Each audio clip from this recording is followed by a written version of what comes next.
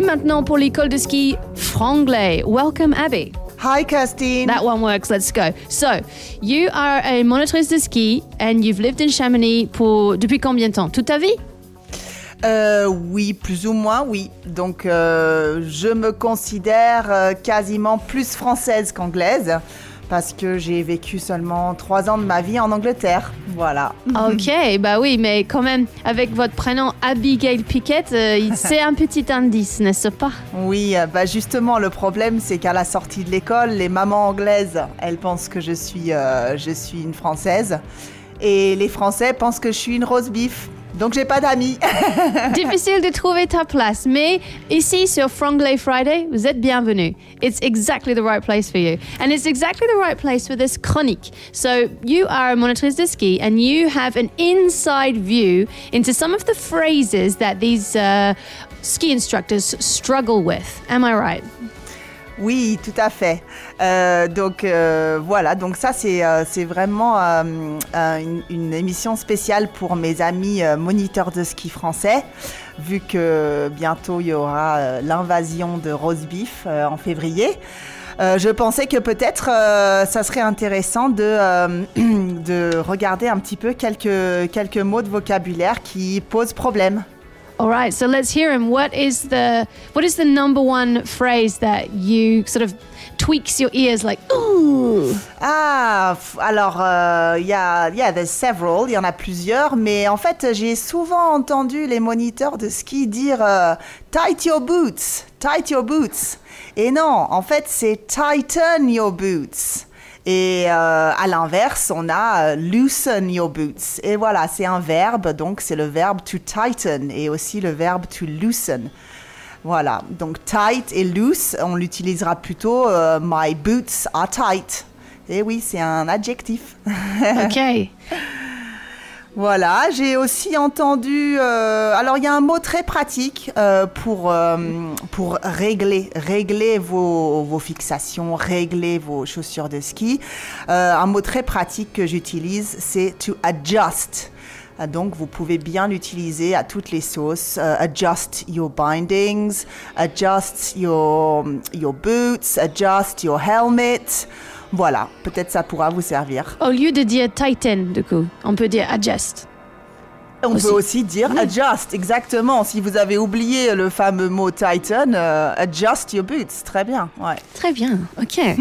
Quoi d'autre? J'ai aussi entendu un peu des faux amis parce qu'il y a des faux amis en anglais qui sont pas évidents. Par exemple, quand on parle d'un stage de ski, en fait, on ne peut pas dire a ski stage. Ça n'existe pas. En fait, il faut dire a course. A weekly ski course ou a 3-day course. Voilà, donc ça, je pense qu'il y a plusieurs de mes copains qui vont dire « Ah ouais, effectivement ». I'm going to do a stage. I'm staging in Grand Montée. Mais bon, en même temps, déjà, vous faites l'effort de parler anglais, c'est déjà pas mal. Yes, vous ne décevez pas. Voilà. Il y a aussi, bien sûr, les chaussures de ski. Hein. On ne dit pas your ski shoes, on dit your ski boots. Moi, quand j'étais petite, j'ai dit en français, j'ai dit tes bottes de ski. J'ai dit ça pendant longtemps parce que pour moi, c'était des bottes. D'ailleurs, je trouve ça plus logique, mais bon. D'accord, OK. Et qu'est-ce qu'on a d'autre? Par exemple, une location de ski. On ne peut pas dire ski location. Et non, en anglais, location, c'est un endroit. Hein? Where is your location? C'est où est-ce que vous êtes? Ah oui, voilà. C'est n'importe quoi. Voilà, donc en fait, une location, c'est a rental, un ski rental. Yeah. Mais, bon, have you rented your skis? Have you rented, voilà. Have you already rented your skis? Très bien, ouais. Ah, your skis, rental skis. Very good. Voilà, sinon des mots plus pratiques comme par exemple jour blanc. Je ne sais pas si vous connaissez ce mot en anglais. No, what is that? A white day? Donc on white peut out. Dire, on peut, a white out. A white out. Okay. Expliquez. White out ou flat light. It's flat light today. So it literally is, isn't it? Though today. Today is flat light, exactly. So you need to change your goggles. Put on some correct lenses. The lenses, c'est les verres? le verre, changer le verre Okay. de votre masque, exactement. Yeah. Merci Kirsty. Sinon, on a les différentes conditions de neige. Donc on peut avoir freezing cold snow.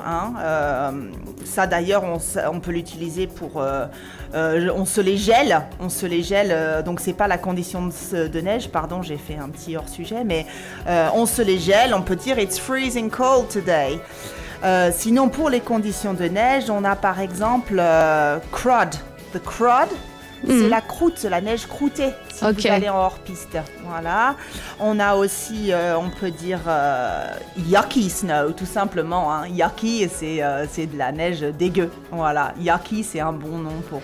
I've also heard English people say the direct translation. Don't you guys say in French... actually, maybe it doesn't translate. You'll tell me. So I would call the snow sugary if it's like a sunny day, but it was previously quite good snow. But so it's granular, you know?